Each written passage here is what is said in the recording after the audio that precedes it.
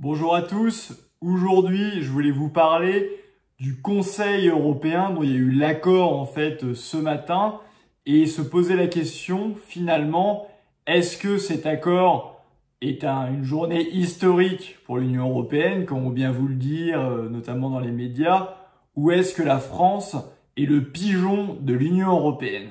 Alors ça avait commencé très tôt ce matin, c'était à 5h33, Emmanuel Macron avait fait un tweet en se vantant d'un jour historique pour l'Europe.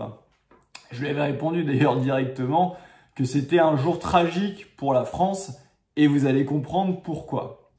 En fait, dans cet accord, il y a deux choses. Il y a le plan de relance qui a été le plus médiatisé, mais il y avait également le renouvellement du budget de l'Union européenne pour la période 2021-2027. Si on se base sur le plan de relance, évidemment, Emmanuel Macron et les médias français, et il y a même eu un tweet de l'Élysée dans ce sens-là, essayent de faire croire que finalement cet accord, ce serait l'Union européenne qui donnerait gracieusement 40 milliards d'euros à la France et que ce serait formidable et que cet accord serait une grande victoire pour tout le monde, une solidarité européenne, etc. En réalité, il n'y a pas d'argent gratuit, puisque ce fameux plan global de 750 milliards, qui a été baptisé d'ailleurs Next Generation EU, donc la nouvelle génération de l'Union européenne, on nous dit que c'est gratuit parce que ce serait l'Union européenne qui fait l'emprunt et qu'une partie serait remboursée via des ressources propres de l'Union européenne. Mais c'est se moquer du monde, parce que les ressources propres de l'Union européenne, on connaît la musique. Il y a eu le même artifice comptable auparavant en 2010-2011, où l'Union européenne avait finalement intégré des droits de douane qui étaient perçus avant par les États comme ressources propres, et c'est finalement un artifice pour faire baisser artificiellement la contribution nette des États à l'Union européenne. En l'occurrence, quand il y a un grand emprunt de l'Union européenne, c'est exactement la même chose. Il faut savoir que l'Union européenne ne crée pas d'argent et l'Union européenne, le budget européen, les fonds européens ne sont rien d'autre que ce que les États membres de l'Union européenne leur donnent. Donc quand l'Union européenne va faire ce grand emprunt pour ce plan-là, ce qu'il faut bien comprendre, c'est que derrière, ce sont les pays qui vont rembourser et non pas l'Union européenne. Et donc dans ce plan de relance, j'avais déjà expliqué dans une vidéo précédente, il y a 750 milliards. En l'occurrence, ça a été divisé en deux volets. Il y a un volet qui est un volet de prêt aux États en difficulté qui, eux, vont rembourser ce prêt. Donc ça va se rembourser, si j'ose dire, naturellement. L'idée étant que les pays les plus en difficulté auront un meilleur taux via cet emprunt de l'Union européenne que s'ils empruntaient eux-mêmes.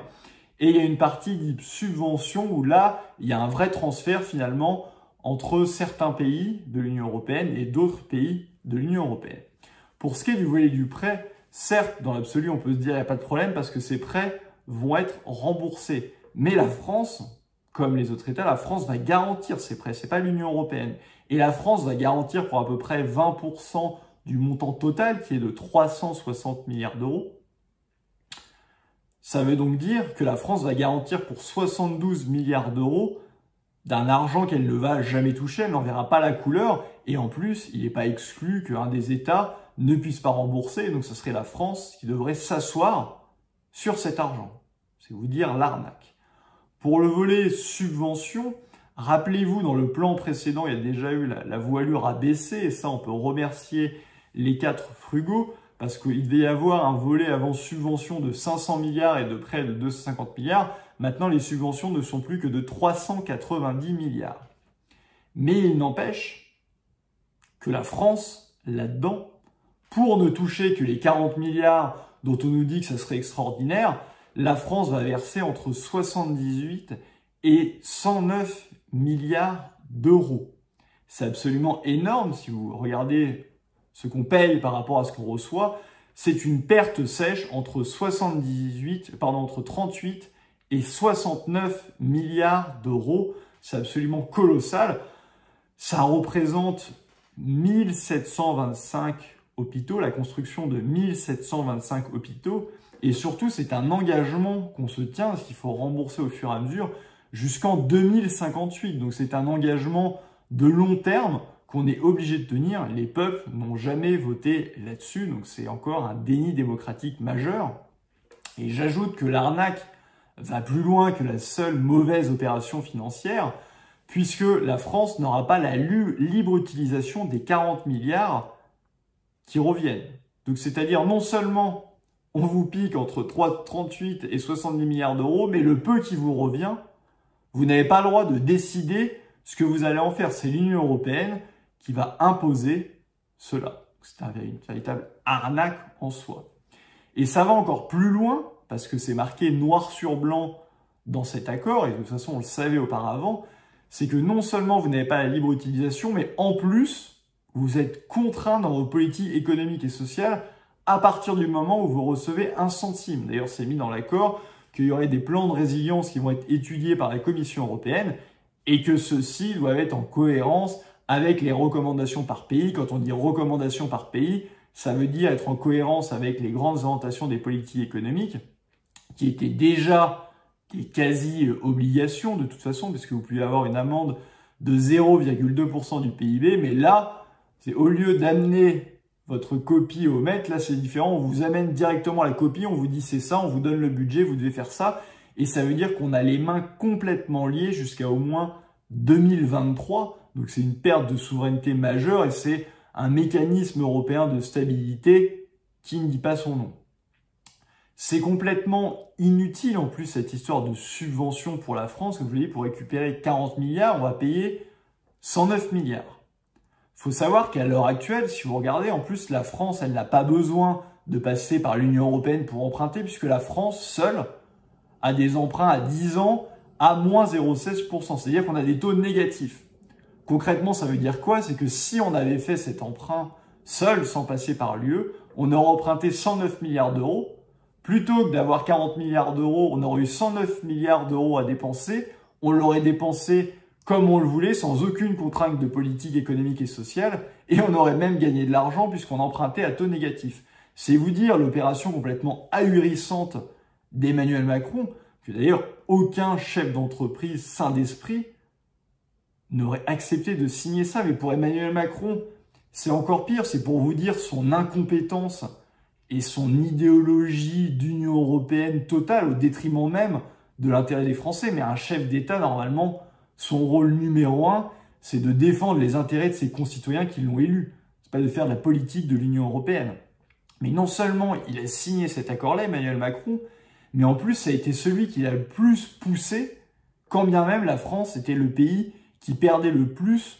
Donc on est dans une sorte de folie furieuse.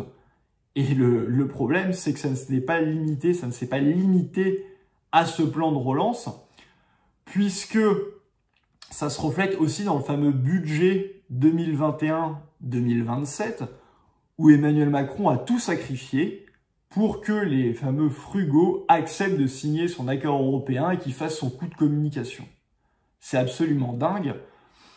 Il y a des exemples très concrets. Macron, d'ailleurs, s'est vanté d'une façon complètement ridicule après que la France avait sécurisé la PAC, mais le budget de la PAC, qui normalement c'est le rare fonds de l'Union européenne où la France est le premier bénéficiaire, le budget de la PAC entre 2014-2020 et 2021-2027, ce budget-là, il va baisser de 18%. C'est pas ce que j'appelle sécuriser la PAC, j'appelle ça tailler dans la PAC, et nos agriculteurs qui sont déjà en difficulté avec tous les accords de libre-échange que négocie l'Union européenne vont être encore plus en difficulté, donc ils peuvent remercier le génial négociateur qui est Emmanuel Macron. C'est la même chose d'ailleurs, Emmanuel Macron avant se vantait qu'il allait arrêter les rabais, qu'il allait profiter justement du départ des Britanniques qui avaient été à l'origine du système des rabais sur la contribution. Ce sont des contributeurs nets qui veulent payer moins et qui obtiennent des rabais de la part de l'Union européenne. Sauf que non seulement Emmanuel Macron il n'a pas obtenu l'arrêt des rabais, mais il y a eu une augmentation des rabais pour les différents pays, notamment les 4 frugaux. Et ces rabais-là, c'est pas l'Allemagne qui bénéficie le plus du système qui va les payer, mais c'est la France. Il faut savoir que chaque année, l'Allemagne a un rabais de 4 milliards d'euros. Ça a augmenté pour les Pays-Bas. Les Pays-Bas vont avoir un rabais de 2 milliards d'euros. La Suède va avoir un rabais d'1 milliard d'euros. Donc tout le monde défend finalement ses intérêts. Et Emmanuel Macron, au nom de l'Union européenne, Lui, il dit bah, très bien, c'est nous qui allons payer. C'est exactement comme ça que ça va se passer. Et c'est un scandale absolument total. J'ajoute qu'il faut prendre en compte là-dedans que le budget de l'Union européenne, entre le précédent exercice et celui-ci, est en hausse de 12%, quand bien même il y a eu le Brexit, donc la perte d'un contributeur net, et il faut ajouter à cela la hausse des différents rabais. Et donc qui va être le pigeon de l'Union européenne qui va payer? C'est justement la France, donc notre contribution nette va certainement passer à quelque chose comme 15 milliards d'euros par an. C'est absolument colossal. Et ça, aucun Français n'a signé pour ça. C'est Emmanuel Macron qui décide tout seul comme un grand de sacrifier les intérêts de la France. C'est absolument scandaleux. Au passage, ce plan où tout le monde se gargarise, c'est vous dire le degré ridicule. 390 milliards à l'échelle de l'Union européenne, l'économie, c'est pas ça qui va relancer, mais surtout, c'est soi-disant un plan au niveau du Covid. Sauf que manque de peau, le programme de santé a été supprimé, c'était 9 milliards d'euros, ça a été supprimé là-dedans, donc cet accord est ubuesque à tout niveau, et surtout, pour la France, on est dans le surréalisme total, et je trouve ça absolument dingue de désinformation de la part de nos grands médias. C'est absolument prodigieux d'essayer de présenter ça comme un succès de la France quand on voit l'arnaque totale que c'est pour la France. Si on cumule le budget plus le plan de relance, c'est quelque chose comme 174 milliards d'euros que la France va perdre dans l'affaire. En fait, on nous présente un énorme succès pour la France, cet accord du Conseil européen. C'est un peu comme si on nous disait que la bataille de Waterloo était une victoire extraordinaire pour la France. C'est vous dire le degré de ridicule et de déformation de la réalité, alors que cet accord est une catastrophe monumentale pour la France. Et donc, il faut bien comprendre que Emmanuel Macron, dans cette histoire, est un incompétent total, qui est bouffé d'idées, bouffi d'idéologie, et qui n'a souhaité que défendre son Union européenne contre la vie même des Français. Et je me demande, mais je ne le crois pas, est-ce que les Français sont d'accord pour se saigner pour les autres pays, pour un système de l'Union européenne et de l'euro qui en plus détruit et nuit à son économie. C'est-à-dire qu'Emmanuel Macron est le seul à avoir joué contre les intérêts nationaux. L'Espagne et l'Italie ont pu récupérer des fonds.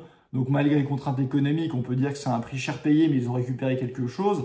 L'Allemagne, qui a intérêt à ce que ce système de l'Union européenne et de l'euro qui lui bénéficie à plein régime continue, n'a même pas lâché les rabais. Et Emmanuel Macron, lui, a tout lâché.